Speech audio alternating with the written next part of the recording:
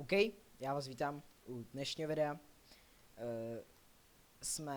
Jsem tu po strašně dlouhé době, ano, já vím. Nevadí. Dneska si ukážeme, jak zvýšit rychlost vašeho počítače. Bavíme se o grafické kartě a procesoru. Tak, začneme. Klikneme na počítač, pravým, takhle, kliknete pravým, kliknete vlastnosti. Tady vlevo nahoře upřesnit nastavení systému. Jo, ještě bych chtěl říct, pokud nemáte grafickou kartu od Nvidia, asi vám moc nepomůžu. Já mám Nvidia a dělám tutoriál na Nvidia. Předem se omlouvám, jestli vám to nějak jako prostě, jestli jsem vás zklamal nebo něco. Prostě nemám jinou grafickou kartu, dělám prostě na Nvidia. Mario, co to bylo? No nevadí, dáme nastavení. Jo, tady to máte prostě otevřený. To se prostě nějak zavřelo.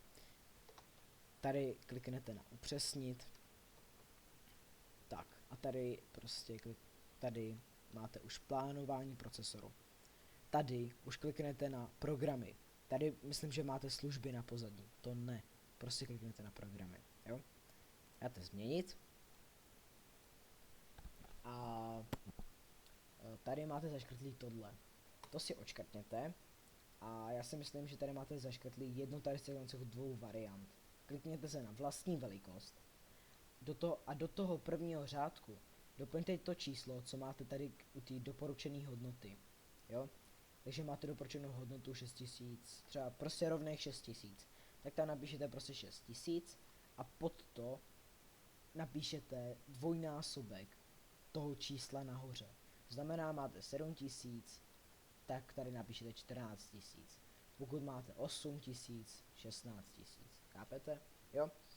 Potom kliknete na nastavit, to se vám nějak prostě nastaví a kliknete na OK. To můžete pozavírat. A teď dám tu grafickou kartu. Kliknete pravým. Tady je ovládací panel Nvidia. Na to si kliknete. Tady je nastavení 3D. Spravovat 3D nastavení. Na to kliknete. A tady se vám otevře tato tabulka. Jo? Prostě tabulka.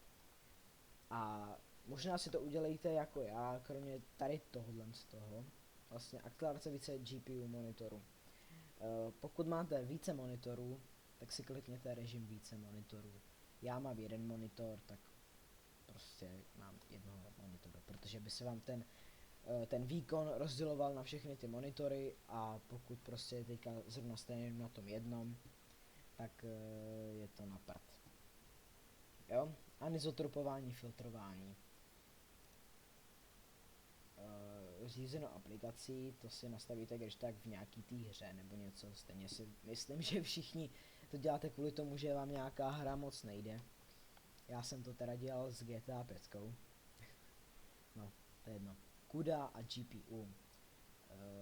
Všechny. Vlastně tam nic jiného nejde dát, podle mě. Když na to kliknete, tak se vám otevře tohle. A to prostě nějak tam... Já vlastně ani nevím, co to je. Tohle nevím, co je, to jsem hledal na internetu, co to mám dát. Stejně se tam všechno jako dát jenom jedno. Hledal jsem to, co to je, nenašel jsem to, nevadí. Filtrování textur, anisotropní optimalizace, já bych dal vypnuto. Nevím, můžete si to udělat jak chcete, ale já bych to dělal takhle. Filtrování textur kvalita. Kvalita bych mohl dát vysoká kvalita, co? To by bylo asi lepší. Nebo vysoký výkon. Dáme vysoká kvalita, to necháme. Filtrování textur, negativní odklon úrovně, si povolit. Si myslím, že povolit. Tohle nejde doplňovat. Trinární optimalizace, to je podle mě kvůli té kvalitě. Necháme vysoká kvalita. Maximální počet předem renderovaných snímků, nebo co tam je. Tak, tady, pokud máte fakt nabušený počítač, tak si kliknete na jedničku. Pokud máte už ten trochu slabší, tak na dvojku. A pokud máte takový ten průměrný, prostě tak trojku. Jo? Ta trojka by teoreticky měla ještě rozjet GTA 5 úplně v pohodě. Takový ty trojkový počítače by měly úplně v klidu. Mně to jde. Okolní prostředí, vypnuto. Já bych dal vypnuto, přece jenom nechcete, aby si vám odehrával něco, když hrajete, tak potom se vám tam něco odehrá prostě mimo to, co tam máte. Optimalizace podprocesoru. Já bych chtěl zapnout to. Můžete dát auto, to je doporučený, ale já mám zapnuto.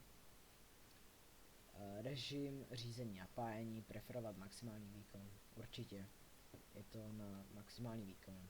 Trojité vyrovnávání vypnuto. Vertikální synchronizace vynucení vypnuto. Jestli tam máte něco jiného, nevím. Já tam mám vynucení vypnuto, tak mám vynucení vypnuto. Vyhlazování stran FXAA vypnuto.